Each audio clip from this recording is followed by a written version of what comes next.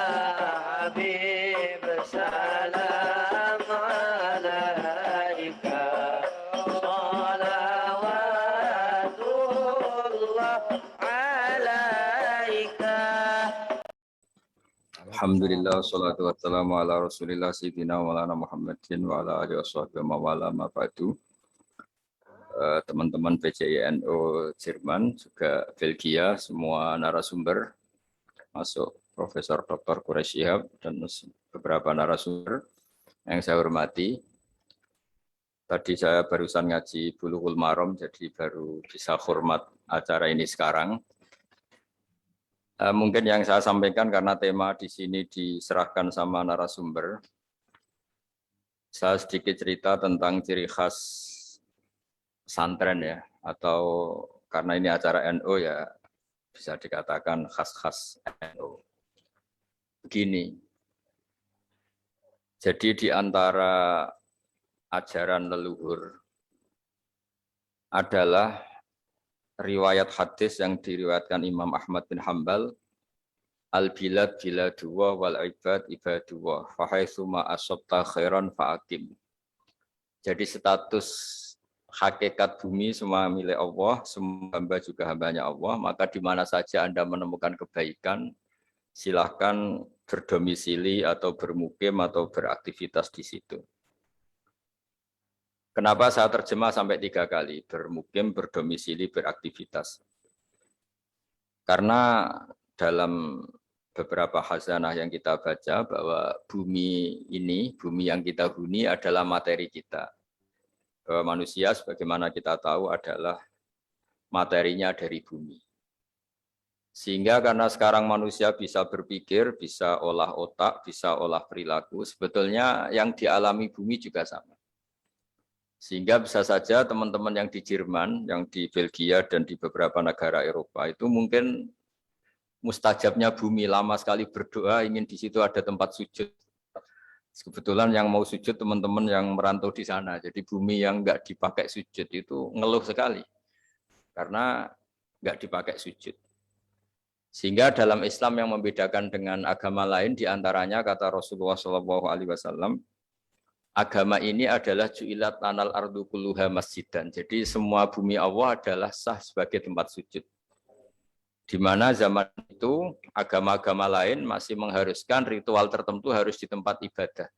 Tadi kalau Islam membolehkan sholat di pabrik, di lapangan, di mana saja salah tempat itu suci, oleh Islam dibolehkan sholat. Disebut ju'ilat lanal ardu kulluha masjidan. Jadi semua bumi bagi umat ini semuanya sah dipakai tempat sujud. Lalu makna sujud sendiri, ini perlu dicatat. Makna sujud sendiri adalah tauhid.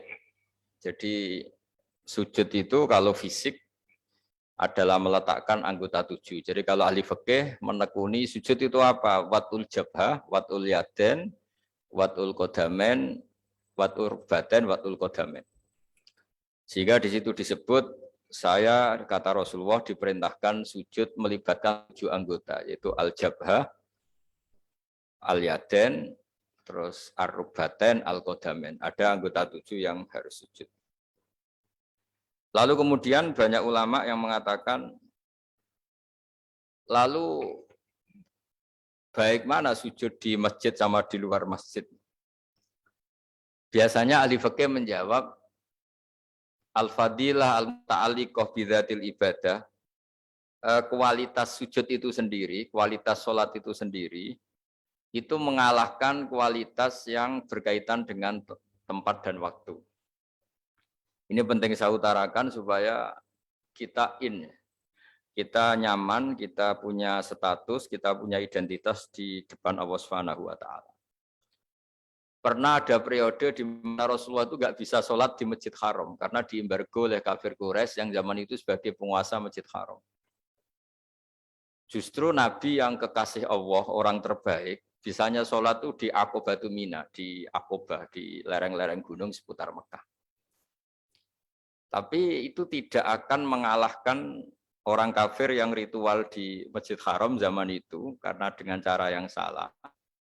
Utama Nabi yang ritual sholat secara benar meskipun nggak di Masjid Haram. Sehingga itu bukti bahwa ibadah yang fadilahnya terkait dengan pemenuhan syarat dan rukun itu lebih utama ketimbang ibadah di tempat terhormat tapi tidak memenuhi syarat dan rukun. Di mana zaman itu pelakunya adalah orang-orang yang salah. Zaman itu disebut wa makana sholatum indal baiti illa muka'aw wa tasdiyah.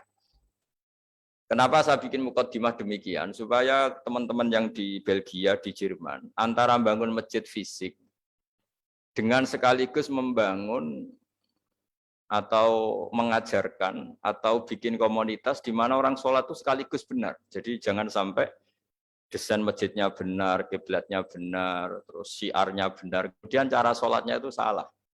Salah itu bisa karena tidak memenuhi standar fikih atau tidak memenuhi standar ilmu hakikat. Sehingga saya di sini sebagai orang yang peneliti fikih, saya mohon semohon-mohonnya, andaikan ada anggaran bangun masjid itu misalnya 1 miliar, saya bayangkan itu ya angka yang sama, meskipun kita tidak ingin ustadz-ustadz itu materi, untuk biaya supaya orang sholat itu sekaligus benar.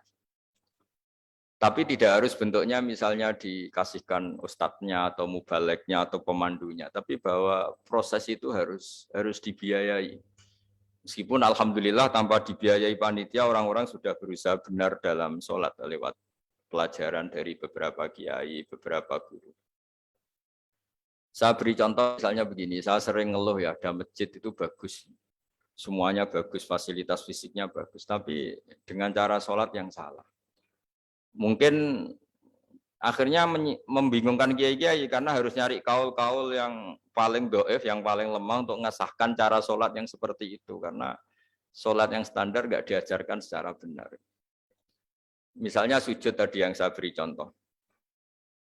Di beberapa kitab fikih, misalnya meletakkan jabhah itu harus ma'atahamulin yasir, sedikit ditekan. Karena untuk sampai memastikan itu sujud, itu anggota 7 sedikit ditekan. Dan ditekan ini penting karena supaya keterikatan manusia dengan bumi, dan bumi ini penting juga jadi tempat sujud karena yang jadi saksi kita saat di akhirat. Sehingga banyak di kitab hadis diterangkan ada orang mau masuk neraka gara-gara banyak batu yang bersaksi itu dipakai sujud, kemudian orang itu nggak jadi masuk neraka. Nah tentu dengan asumsi sujudnya benar. Begitu juga bacaan-bacaannya, misalnya meskipun itu tidak syarat sah dilatih subhana rabbiyal a'la bihamdi. Saat kita sujud benar-benar ikrar bahwa keagungan, kebesaran hanya milik Allah.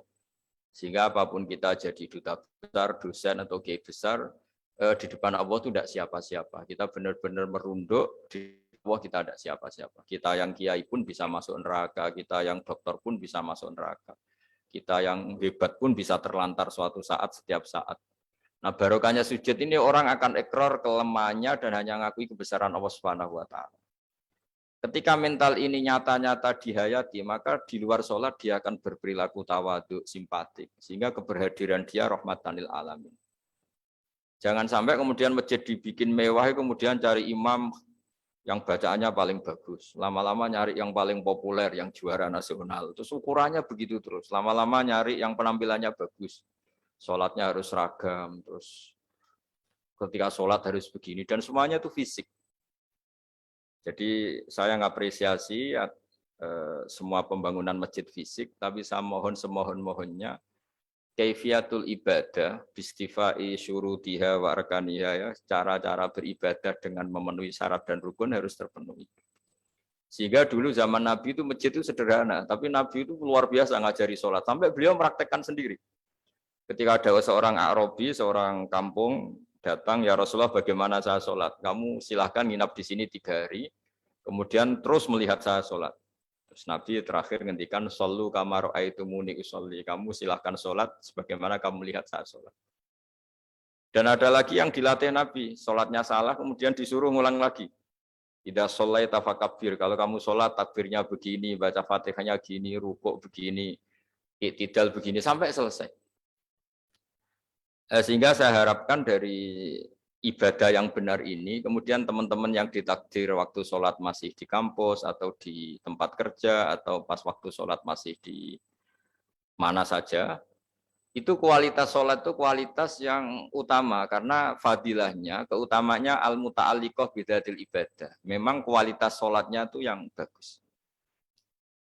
Jadi saya ulang lagi, kualitas sholatnya yang bagus. Sehingga memenuhi keinginan Nabi, ju'ilat lanal ardu kulluha masjid. Dan semua bumi Allah ini dijadikan Allah sebagai tempat sujud. Sehingga ketika kita benar-benar sujud dengan makna yang sebenarnya, maka sholat ini benar-benar nanti tanha anil fahsya'i wal munkar. Apalagi kalau sujud kita sampai nganggep itu nikmat terbaik. Saya berkali-kali bilang, suatu saat ketika kita di akhirat dan kehidupan kita difilmkan ulang oleh Allah Ta'ala, disyuting ulang oleh Allah Ta'ala, dan kita menyaksikan mungkin kita sedang di kafe, mungkin kita sedang guyon, sedang tidur, sedang sepak bola. Pasti paling kita tidak malu ketika itu diulang ketika kita sujud. Sehingga cerita-cerita di mahsyar, cerita-cerita orang ditahan di mahsyar, itu kata Rasulullah SAW, ketika umatku ada yang banyak masuk neraka, itu yang enggak dimakan oleh api neraka itu adalah tempat-tempat sujud. Wa innan nara lam takul athara sujud. Api tidak akan membakar fisik atau anggota tubuh yang dulu di dunia dipakai sujud.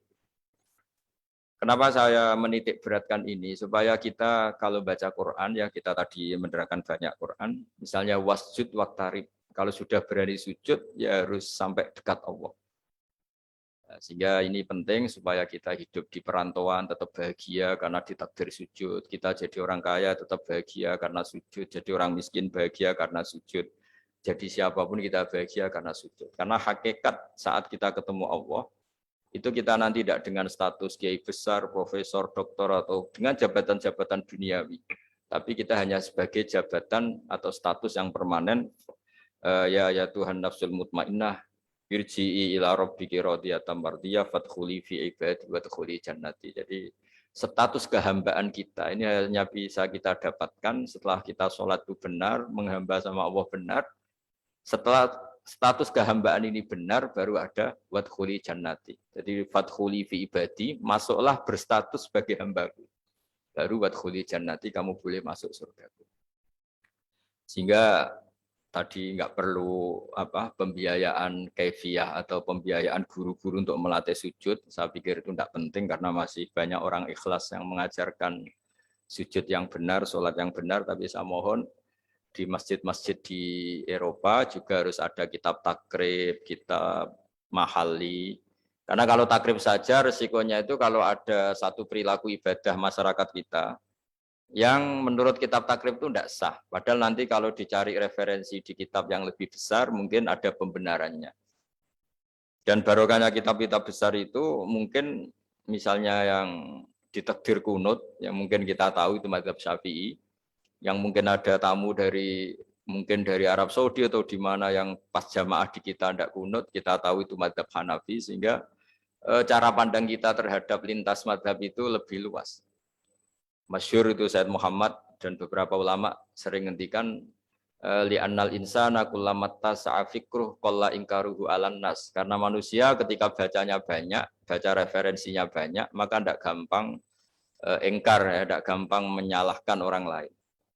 Kenapa baca banyak ini penting? Karena apalagi teman-teman yang hidup di Eropa itu kan komunitasnya besar dan wong kita di haji saja melihat cara ibadah macam-macam. Dengan cara yang macam-macam, dan sebagian ya memang karena madhab, bukan karena kesalahan. Kalau karena kesalahan memang ya didis, ya memang salah. Memang sebagian itu karena madhab.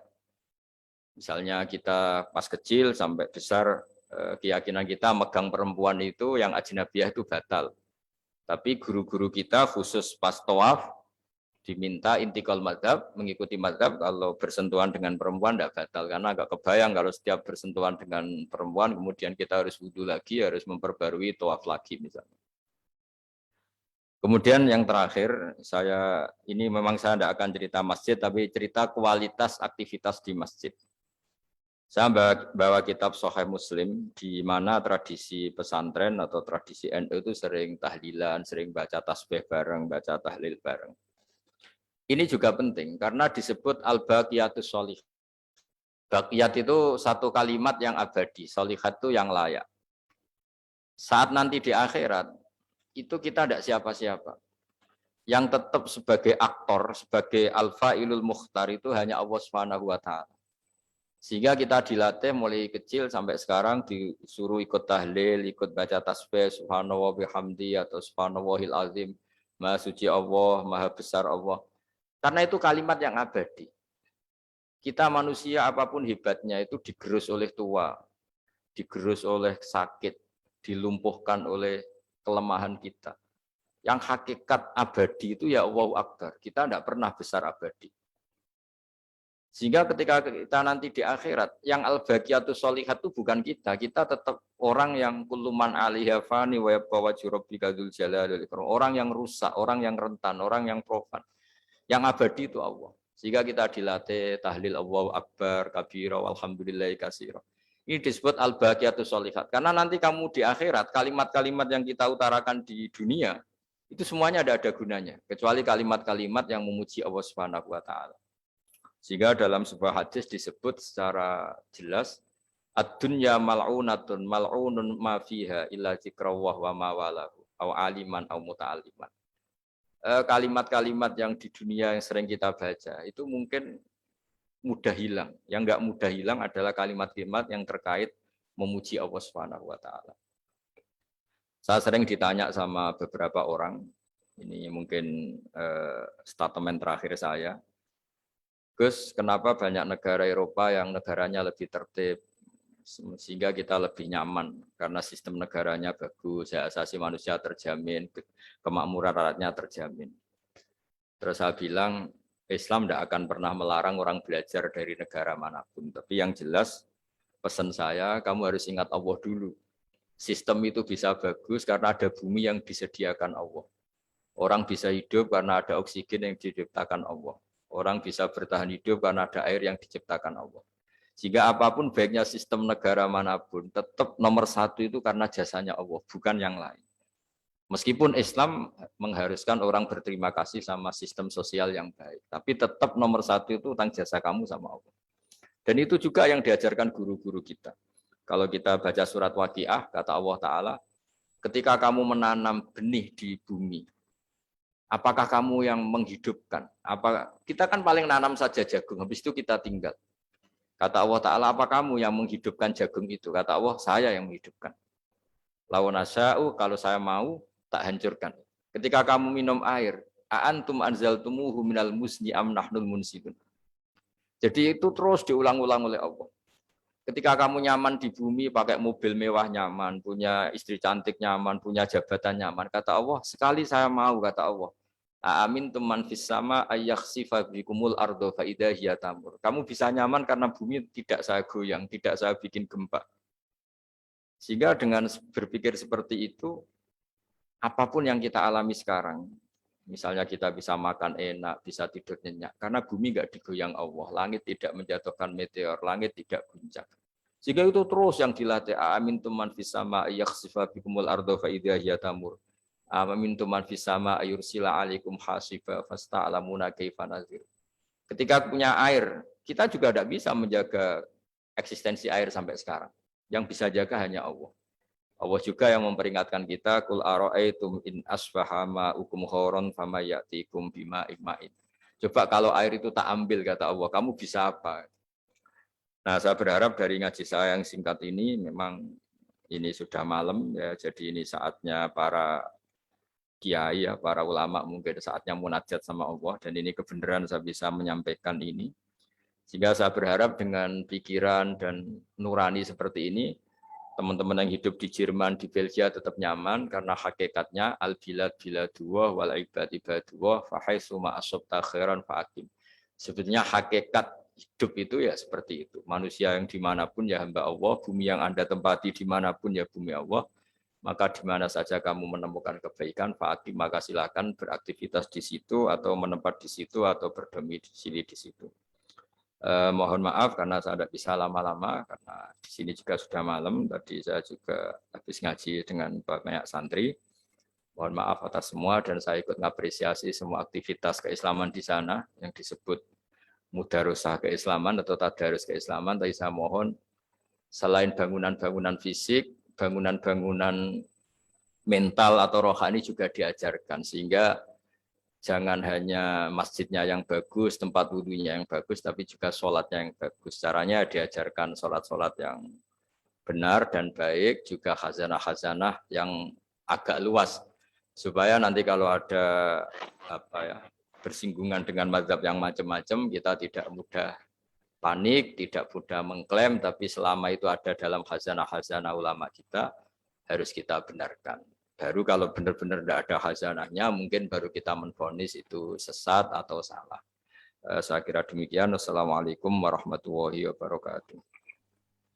Habib salam